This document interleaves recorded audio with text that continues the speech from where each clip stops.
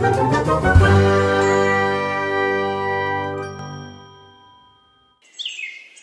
गांव में एक बहुत ही पुराना पेड़ था जिस पर एक कौवा और कोयल दोनों रहते थे। दूसरे गांव से आए दो युवक उस पेड़ के नीचे आकर बैठ गए।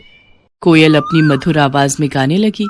इसके गाने ने तो मानो हमारी सारी थकान पल भर में ही गायब कर दी। कितना आनंद आ रहा है इसका गीत सुनकर। ऐसा लग रहा है ये सारा दिन ऐसे ही गाती रहे और हम इसके मधुर गीतों में खोए रहें।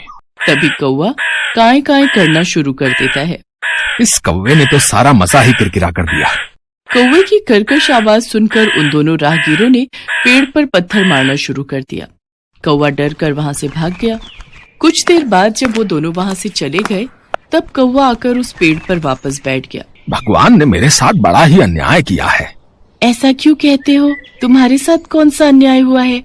एक तो भगवान ने मुझे इतना काला रंग दे दिया और ऊपर से आवाज भी कर्कश वाली दे दी, तो लोग आवाज सुनकर पत्थर मारने लगते हैं।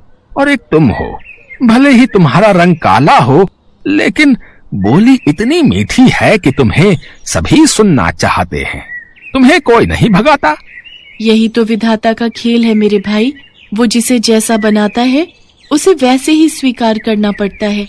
तुम मुझे कोई ऐसा उपाय बताओ जिससे कि मेरी भी तुम्हारी तरह मधुर आवाज हो जाए। ये तो कोई नहीं कर सकता कि तुम्हें कोयल बना दे। विधि विधान को बदलने की क्षमता तो केवल शिव जी के ही पास है। एक वही है जो ब्रह्मा जी के लेख में परिवर्तन कर सकते हैं। अगर तुम कैलाश जाकर शिव जी से प्रार्थना करो तो वो तुम्हारी सहायता जरूर करेंगे। कौवा वहाँ से उड़कर 2 दिन का सफर तय करके कैलाश शिव जी के पास पहुँच जाता है। प्रणाम प्रभु। कागराज, आज कैलाश किस कारणवश आना हुआ? इसके बाद कौवे ने अपनी सारी व्यथा शिव जी को सुना दी। हे कागराज, तुम इतने दुखी ना हो। तुम जैसा चाहते हो मैं तुम्हें वैसा बना दूंगा, किंतु मैं चाहता हूँ कि कोयल बनने से पहले तुम एक बार कोयल से जाकर पूछ लो कि वो कितनी सुखी है। कौवा कोयल के पास जा पहुँचा और उसको अपनी और शिव जी के बीच हुई सारी बात बता दी।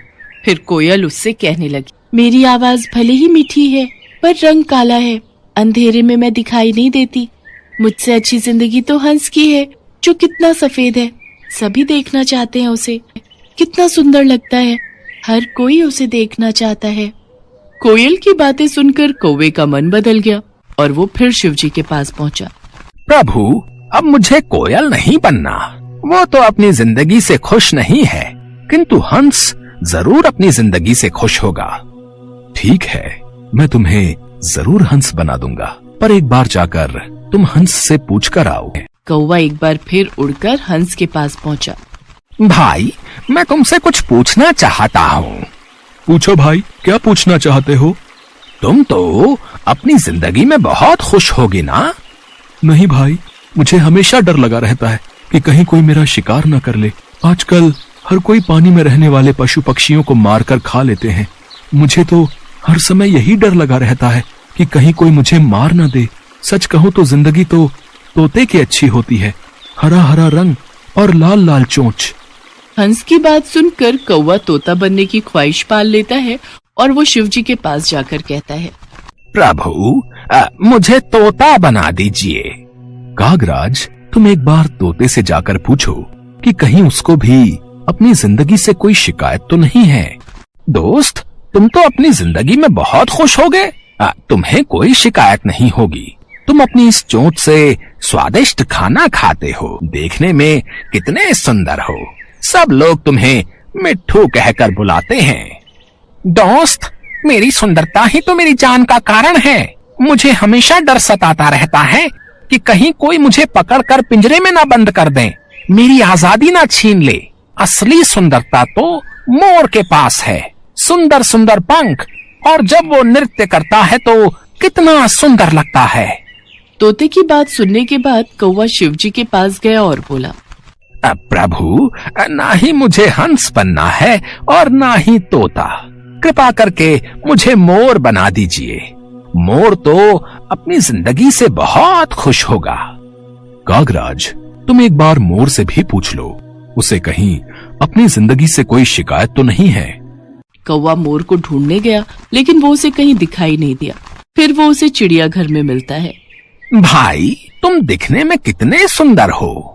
जब तुम नाचते हो तो तुम्हारी खूबसूरती में 4 चांद लग जाते हैं। लोग तो तुम्हारे साथ फोटो खींचने में कितने खुश रहते हैं। अरे काहे की सुंदरता, इसी सुंदरता के कारण तो आज मैं पिंजरे में कैद हूँ। अगर बाहर रहता हूँ तो हर समय डर रहता है कि कब न जाने कौन आकर मेरे पंख नोच ले, कहीं कोई मेरा शिकार न कर ले। सबसे अच्छी जिंदगी तो तुम्हारी है, ना ही तुम्हें कोई पकड़ता है और ना ही तुम्हारा शिकार करता है। अपनी आजादी में रहते हो, लेकिन फिर भी न जाने क्यों तुम्हें खुद से शिकायत रहती है कि तुम्हारा रंग काला है और आवाज बेकार है। सच कहूँ तो यही तुम्हारा सुरक्षा कवच है। मैं तो ईश्वर से प्रार्थना करता हूँ कि अगले जन्म में मुझे कौवा ही बनाए। मोर की बातों को सुनकर अब कौवे को समझ में आ चुका था कि ईश्वर वही करता है जो तुम्हारे लिए अच्छा होता है, ना कि वो जो तुम्हें पसंद हो। ये सोचकर कौवा फिर शिवजी के पास पहुंचा और कहने लगा, प्रभु, मुझे ना तो तोता बनना है, न कोयल, न हंस और न मोर। मैं जैसा हूँ मैं वैसा ही ठीक हूँ प्रभु। कागराज, यही तो मैं तुम्हें समझाना चाहता था। हमें किसी से खुद की तुलना नहीं करनी चाहिए, क्योंकि वो हमेशा दुख का कारण ही बनती है और हर कोई अपने आप में श्रेष्ठ है। अब कौवे को सारी बात समझ आ चुकी थी। वो शिवजी से आज्ञा लेकर खुशी खुशी वापस कोयल के पास लौट जाता है।